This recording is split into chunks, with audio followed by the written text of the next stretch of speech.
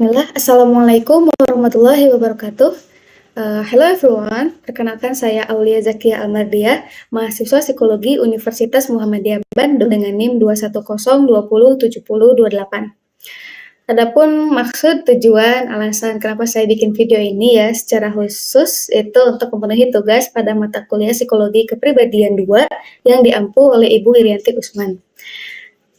Untuk alasan umumnya ya, meminjam adigium sekali mendayung 2-3 pulau terlampaui, saya juga bermaksud untuk menyampaikan kembali kepada teman-teman penonton semua apa yang sudah saya pelajari selama berada di kelas Ibu Yanti yang luar biasa, Masya Allah, keren banget ini. Ada banyak sih teori yang dibahas, yang dipelajari selama 1 semester belakang, tapi yang saya akan bahas saat ini bareng teman-teman yaitu teori sifat dan faktor menurut Hans J. Eysenck. Sedikit intro ya, Eysenck ini merupakan tokoh famous yang cara pendekatannya itu dengan behavioristik. Namun teori-teorinya ini memandang kepribadian itu sebagian besar dipengaruhi oleh genetik. Nah, berikut sedikit profil tentang beliau. Nama panjangnya Hans J. Eysenck, lahir di Berlin, Jerman pada 4 Maret 1916. Lalu 18 tahun kemudian, ketika beliau berusia 18 tahun, beliau pindah ke Inggris gara-gara adanya pemerintahan diktator dari tirani Nazi dan kemudian berkuliah di Universitas London. Di tahun 1940 pada universitas yang sama, beliau menerima gelar PhD dan menjadi guru besar di sana pada tahun 1955 setelah mendirikan departemen klinis di universitas itu. Beliau juga dianggap sebagai penulis paling produktif dalam sejarah psikologi dengan menerbitkan 800 artikel jurnal dan lebih dari 75 buku. Nah, kepribadian menurut beliau adalah jumlah total dari pola perilaku aktual atau potensial dari organisme yang ditentukan oleh hereditas dan lingkungan. Kepribadian berasal dan berkembang melalui interaksi fungsional dari 4 sektor utama di mana pola-pola perilaku ini diatur. Adapun sektor utama yang mengatur pola perilaku ini, yang pertama ada sektor kognitif atau kecerdasan, kedua sektor somatis atau konstitusi, ketiga sektor afektif atau temperamen, dan terakhir sektor konotatif atau karakter. Mengenai dimensi kepribadian, ada 3, yaitu extroversion, neurotic, dan psychotism. Atau bisa kita sederhanakan menjadi extrovert, neurotic, dan psychosis. Orang yang memiliki skor tinggi pada 3 dimensi ini memiliki kecenderungan melakukan kriminalitas. Karena pada dasarnya, Eysenck sendiri berpendapat bahwa dimensi kepribadian ini adalah bipolar. Semua orang berada dalam rentang bipolar itu mengikuti kurva normal. Artinya, sebagian besar orang berada di tengah-tengah polarisasi. Masing-masing dimensi saling bertentangan dan merupakan tipe dari kumpulan 9 trait. Jadi, secara keseluruhan ada 27 trait. Nah, kemudian dimensi kepribadian ini bisa kita lihat ya, ada saling tolak belakang. Extrovert dan introvert, neurotic dan emotional stability, kemudian ada psychosis dan impulse control. Secara rinci akan saya jelaskan ya.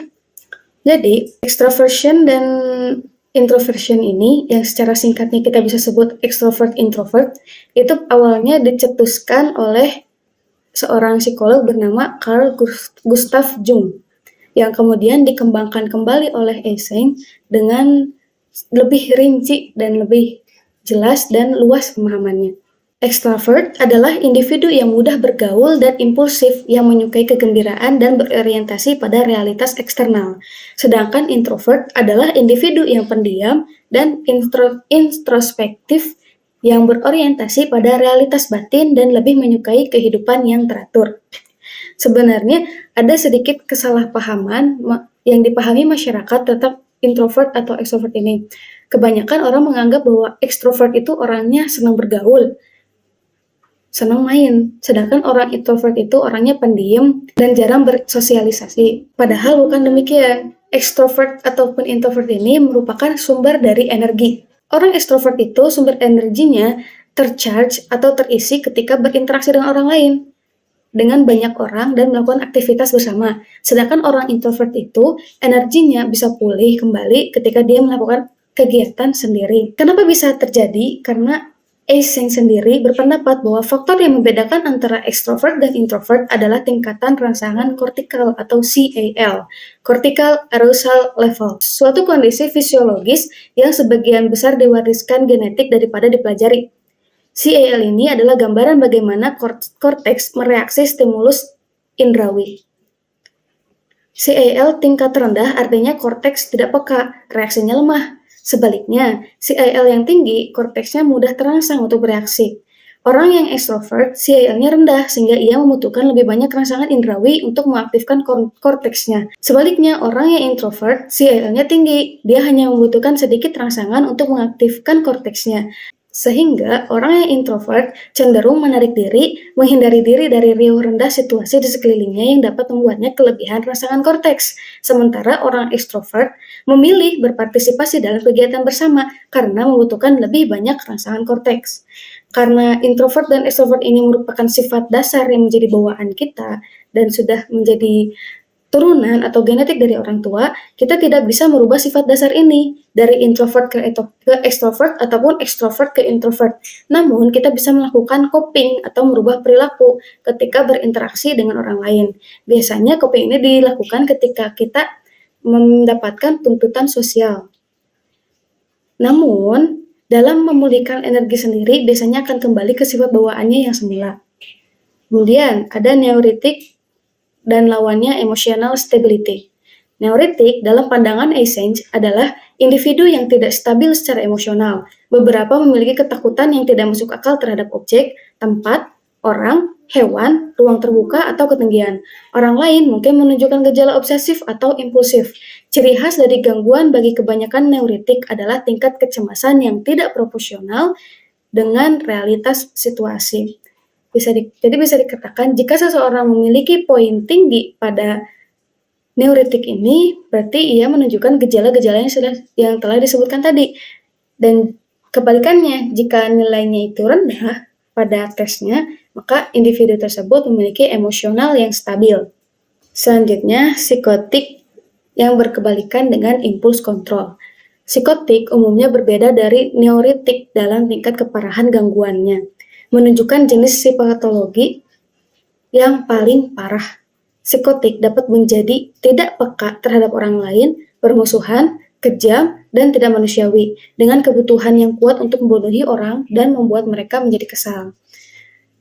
Seperti tadi ya, orang yang memiliki nilai tinggi pada psikotik ini, maka menunjukkan gejala-gejala tadi yang telah disebutkan. Dan jika nilainya rendah, maka ia memiliki impuls kontrol yang baik. Selanjutnya, dalam perkembangan kepribadian menurut teori Eysenck, ada 3 faktor yang mempengaruhi, yaitu faktor hereditas, faktor sosial, dan faktor inteligensi. Faktor hereditas atau keturunan, menurut Eysenck, faktor yang paling berpengaruh dalam pembentukan kepribadian adalah pewarisan sifat melalui DNA orang tua. Dapat dikonfirmasi melalui 3 tahap. Yang pertama, 3 orientasi kepribadian yang tadi telah disebutkan, yaitu neurotis, ekstrovert, dan psikotik yang sama ditemukan secara universal, terlepas dari faktor sosial dan budaya yang unik yang menekankan individu dalam kelompok nasional yang berbeda untuk berperilaku sesuai dengan hubungan antar bangsa mereka.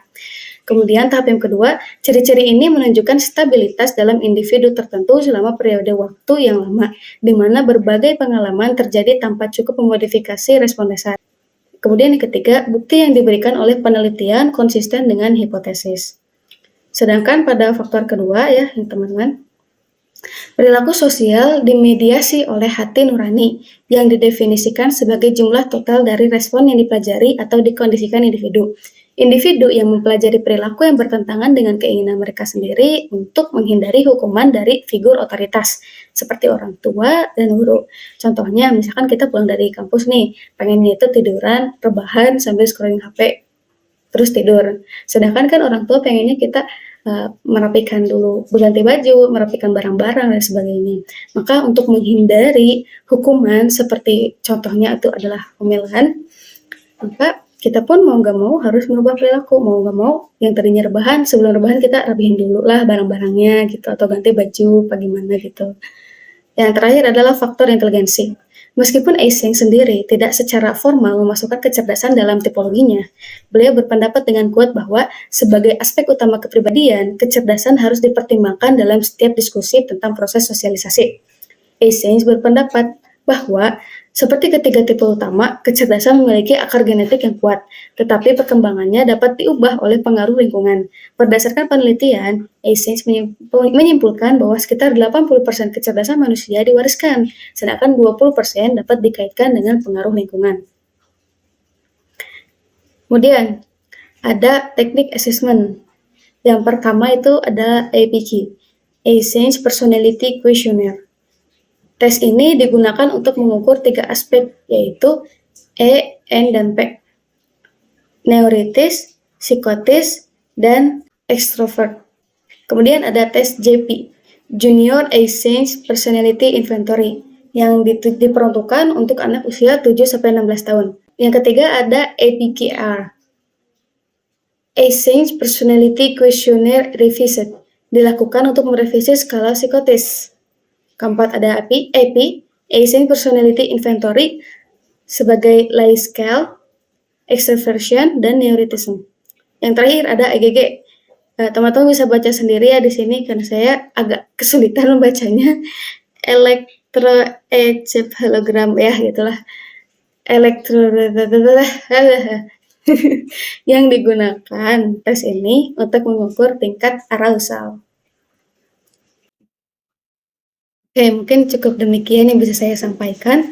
Mohon maaf apabila terdapat kesalahan atau kekeliruan dalam pengucapan kata dan susunan kalimat. Terima kasih sudah bersedia untuk menyimak video saya ini. Untuk segala kelebihannya itu murni dari Allah Subhanahu wa Ta'ala, sedangkan kekurangannya itu murni dari diri saya sendiri. Assalamualaikum warahmatullahi wabarakatuh.